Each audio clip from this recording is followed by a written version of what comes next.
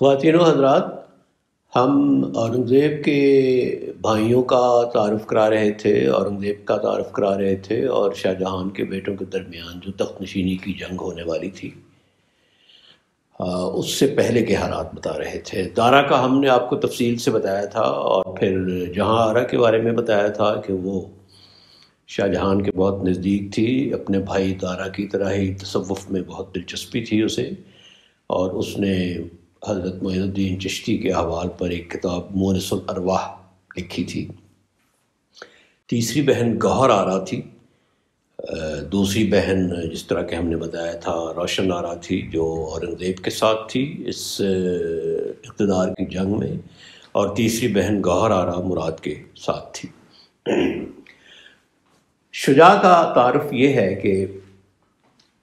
شاہ شجاع جو تھا وہ دارا سے 1 سال چھوٹا تھا، یعنی کوئی 39-40 سال کا۔ بادشاہ کے وہ کبھی بھی نزدیک نہیں رہا تھا شاہ جہان کے، اپنے باپ کے۔ پرورش اس کی دادی نور جہان نے کی تھی، جو ظاہر ہے اس کی سگی دادی نہیں تھی، لیکن مغل خاندانوں میں یہ رواج تھا کہ بیگمات جو تھیں وہ بچوں کی پرورش کرتی تھیں، قطع نظر اس کے کہ وہ اصل میں کس کی اولاد ہیں۔ 17 سال سے شاہ شجاع جو تھا وہ بنگال کا گورنر تھا، وہاں اس کے پاؤں مضبوطی سے جم گئے تھے۔ ایڈمنسٹریشن اس کی بہت اچھی تھی، انتظام سلطنت بہت اچھا چلا رہا تھا وہ۔ ملٹری سکل جو تھی، فوجی مہارت، وہ بھی اس میں بہت اچھی تھی، لیکن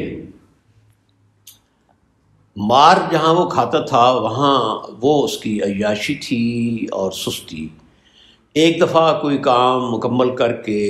کوئی فتح حاصل کر کے، اس کے بعد وہ ایک طویل عرصے تک اپنی پسندیدہ خواتین کے جھرمٹ میں رہتا تھا، شراب پیتا تھا، رقص و سرود کی محفل کو پسند کرتا تھا، اور یہ اس کے کردار کا خاصہ تھا۔ تیسرا بھائی مراد، جو سب سے چھوٹا تھا، اورنگزیب سے چھوٹا، وہ گجرات کا گورنر تھا۔ گجرات بھی ایک طاقتور اور امیر صوبہ تھا، تقریباً ساؤتھ میں، لیکن دکن سے اوپر، دکن سے نارتھ کی طرف۔ یہ بہت بہادر سپاہی تھا، ہر وقت اپنی تیر کمان اور بندوق کے ساتھ پریکٹس میں رہتا تھا، لیکن عقل میں ذرا سب بھائیوں سے پیچھے تھا، رائے صائب نہیں رکھتا تھا، قوت فیصلہ نہیں تھی،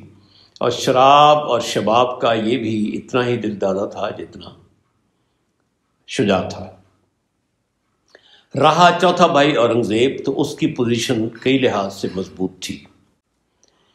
ایک تو یہ کہ وہ کیریئر اس کا جنگوں کے لحاظ سے بڑا رچ تھا۔ جہاں دارا نے اب تک صرف ایک مہم قیادت کی تھی اور وہ بھی ناکام رہی تھی، قندھار کا تیسرا محاصرہ، وہاں اورنگزیب نے دکن میں بہت سی فتوحات حاصل کی تھیں، جیسا کہ آپ کو معلوم ہی ہے، گولکنڈہ بھی، بیجاپور بھی۔ اس میں جو ایک جنگی مہارت تھی اور جنگی چالیں چلنے کا جو ایک اس میں انسٹنکٹ تھی، جبلت تھی، وہ بہت زیادہ تھی۔ ارادے کا وہ پکا تھا، روٹلیس تھا۔ عملاً وہ مذہب اور مذہبی شاعر اور عبادات کا خیال رکھتا تھا، نماز کا وہ پابند تھا۔ اس کے بارے میں کہا جاتا ہے کہ جب سینٹرل ایشیا میں اس نے مراد کو ریپلیس کیا تھا اور ازبکوں کے ساتھ لڑائی کر رہا تھا، بلخ کو فتح کرنے کے بعد، بلخ کو آپ کو ہم نے بتایا تھا کہ مراد نے فتح کیا تھا، تو وہاں عین لڑائی میں نماز کے وقت اس نے مصلی بچھایا اور نماز میں مشغول ہو گیا۔ یہ اب ہم بعد میں تفصیل سے بتائیں گے کہ مذہب کے بارے میں اس کا جو خیالات تھے وہ کس طرح کے تھے۔ کیا وہ صرف عبادات پر یقین کرتا تھا، یا وہ اسلام کو مجموعی طور پر ایک فلاحی مذہب، یعنی جو لوگوں کا خیال رکھے، اس میں لیتا تھا۔ دوسرے بھائیوں کی نسبت اس کی پوزیشن اس لیے بھی زیادہ مضبوط تھی کہ اس کے پاس امیر ترین صوبہ تھا دکن کا، فوج اس کے پاس بہت آزمودہ کار تھی۔ میر جملہ جو بہت بڑا جرنیل تھا وہ بھی اس کا دست راست تھا اور دکن میں موجود تھا۔ پھر ابھی ریسنٹلی اس نے گولکنڈہ کو اور بیجاپور کو نیچا دکھایا تھا اور ان سے بڑے بڑے خراج وصول کیے تھے، چنانچہ خزانہ اس کا بھرا ہوا تھا، فوج اس کی بےحد تھی۔ اب یہ جو ہم نے چاروں بھائیوں کا تعارف کرایا ہے، تو یہ اپنی اپنی جگہ پر بیٹھے تھے کہ شاہ جہان بیمار ہو گیا۔ دارا اس کے پاس تھا ہیڈ کوارٹر میں، شجاع بنگال میں تھا، مراد گجرات میں تھا، اورنگزیب عالمگیر دکن میں تھا۔ دارا کو اب دو اس کی حیثیتیں تھیں، ایک تو یہ کہ وہ سلطنت کا دعوے دار بھی تھا، اور دوسرا چونکہ وہ بادشاہ کے پاس رہ رہا تھا، اس لیے سب مورخ اسے یہ شک کا فائدہ دیتے ہیں کہ وہ دوسرے بھائیوں کی طرح بادشاہ سے بغاوت نہیں کر رہا تھا، بلکہ جو بھی اقدامات کر رہا تھا وہ بادشاہ کے بہاف پر کر رہا تھا، کیونکہ وہ بادشاہ کو بچا رہا تھا، بادشاہ کے پاس تھا، اور سلطنت کو باقی بھائیوں کی بغاوت سے وہ دور رکھنا چاہتا تھا۔ سب سے پہلے شجاع نے اقدام کیا۔ شجاع نے یہ الزام لگایا کہ دارا نے بادشاہ کو یعنی اس کے باپ کو زہر دے کر مار دیا ہے۔ چنانچہ اپنی بادشاہت کا اعلان کر دیا بنگال میں، اور اپنے نام کا خطبہ پڑھوایا جمعے کے دن، اور اپنے نام کے سکے جو تھے وہ جاری کرائے تھے۔ یہ آپ کو پتہ ہے کہ اس زمانے میں بادشاہی کے دو عملاً نوٹیفیکیشن ہوتے تھے کہ خطبے میں نام پڑھا جائے ذل الہی کا، اور سکے پر اس کا نام ہو۔ تو یہ دونوں کام شاہ شجاع نے کر دیے، اور اس کے بعد وہ فوج لے کر حملہ آور ہوا، آگرہ کی طرف چلا۔ بنارس کو بھی اس نے فتح کر لیا، اور اس کے بعد وہ آگرہ کی طرف بڑھا۔ دارا نے اپنے سب سے بڑے بیٹے سلیمان شکوہ کو فوج دے کر بھیجا، بہت بڑی فوج 50,000 آدمیوں کی، اور اس نے کہا کہ جا کر تم چچا کا راستہ روکو۔ اور اس کے ساتھ ہی اس نے ایک بہت آزمودہ کار جرنیل جو تھا راجہ جے سنگھ راجپوت، وہ بھی اس نے اس فوج میں ساتھ کیا، تاکہ برائے نام تو سربراہی سلیمان شکوہ کی تھی، دارا کے بیٹے کی، لیکن ساتھ ہی پس پشت اس کے راجہ جے سنگھ جو آزمودہ کار جرنیل تھا، وہ اس کا ممد اور معاون تھا۔ آگرہ اور بنارس کے درمیان فوجوں کی مٹ بھیڑ ہوئی۔ سلیمان شکوہ نے دارا کو شکست دی، اور دارا مشرق کی طرف یعنی بنگال کی طرف پسپا ہو گیا اور بھاگ گیا۔ اب یہاں سلیمان شکوہ سے ایک ایسی غلطی ہوئی جو اس کے باپ دارا کو بھگتنا پڑا اس کا خمیازہ، اور وہ خمیازہ جو تھا وہ شکست کی صورت میں تھا، اور بعد میں اس کی موت کی صورت میں بھی انجام پذیر ہوا، اور سلیمان شکوہ کو بھی۔ سلیمان شکوہ نے جب شکست دی شجاع کو، اور شجاع مشرق کی طرف بنگال اور بہار کی طرف بھاگا،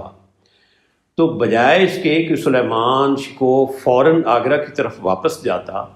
اور اپنے باپ دارا کی مدد کرتا دارا کے دوسرے بھائیوں کے خلاف، مراد اور اورنگزیب کے خلاف، اس نے ایک بے حاصل کام یہ کیا کہ اس نے شاہ شجاع کا تعاقب شروع کر دیا، اور کئی 200-300 کلومیٹر تک چلا گیا وہ اس کو پکڑنے کے لیے، اور یوں وہ اسٹریٹجیکلی آگرہ سے بہت دور ہو گیا، اتنا دور کہ جب بعد میں دارا کو اس کی ضرورت پڑی تو وہ وقت پر نہیں پہنچ سکا۔ شجاع اور سلیمان شکوہ کو ہم یہاں چھوڑتے ہیں۔ اورنگزیب نے اس عرصے میں یہ کیا کہ اس نے بادشاہی کا اعلان بالکل نہیں کیا، لیکن تیل دیکھو اور تیل کی دھار دیکھو، ایک کام اس نے بہت سرگرمی اور تسلسل سے کیا اور بہت کامیابی سے کیا۔ ایک تو شاہ شجاع اور مراد کے ساتھ، دونوں بھائیوں کے ساتھ اس نے خفیہ خط و کتابت کی، اور دونوں کو ساتھ ملایا یہ کہتے ہوئے کہ دارا چونکہ ایک بے دین آدمی ہے، مرتد ہے، تو ہمیں سلطنت کو اس کی دستبرد سے بچانا ہے۔ مراد کو اس نے یہ لکھا کہ اس کے خطوط موجود ہیں کہ میں تو ایک فقیر آدمی ہوں، مجھے نہ سلطنت سے غرض ہے نہ بادشاہی سے غرض ہے، میں صرف یہ چاہتا ہوں کہ میں سلطنت حاصل کر کے تمہیں دے دوں اور پھر خود خدا کی راہ میں کہیں بیٹھ جاؤں، مجھے سلطنت سے کوئی غرض نہیں ہے۔ ساتھ ہی ساتھ اس نے آگرہ میں جو امراء تھے ہیڈ کوارٹر میں، بادشاہ کے دربار میں، دارا کے دربار میں، ان سے بھی بہت سرگرم رابطہ رکھا اور وہاں اپنے بہت سے ہمدرد پیدا کر لیے۔ ایک اور اس نے چالاک کہیں یا عقلمند کہیں کام یہ کیا کہ اگر وہ آگرہ کی طرف بڑھے تو اس نے یہ سوچا کہ جنوب میں جو ریاستیں ہیں دکن کی، بیجاپور اور گولکنڈہ جن پر اس نے حملے کیے تھے، وہ کہیں پیچھے سے حملہ نہ کر دیں جنوب سے، تو اس نے ان سے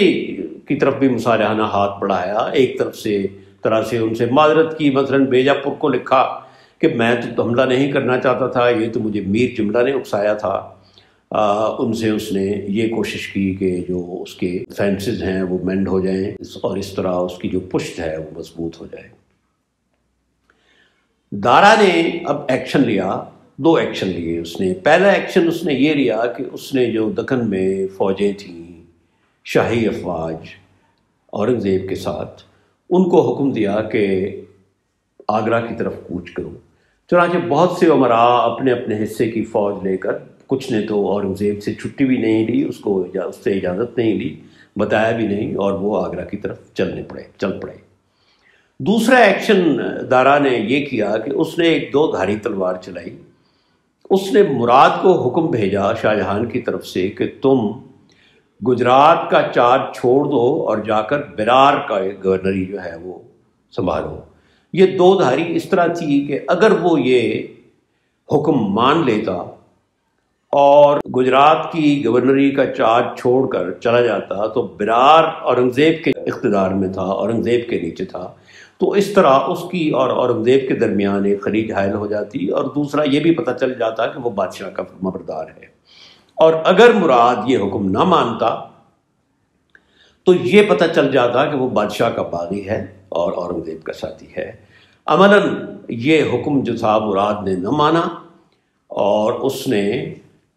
اپنی بادشاہت کا اعلان کر دیا کہ میں اب بادشاہ ہوں۔ خزانہ اس کے پاس کم تھا، اس نے کچھ دستے بھیجے سورت کی طرف کہ وہاں جو قومی خزانہ ہے، شاہی خزانہ ہے، اس پر قبضہ کرے۔ لیکن خزانہ واپس آنے سے پہلے ہی اس کے جو منجم تھے، ایسٹرالوجرز تھے، انہوں نے بتایا کہ اب یہ نیک سات ہے۔ تو اس نے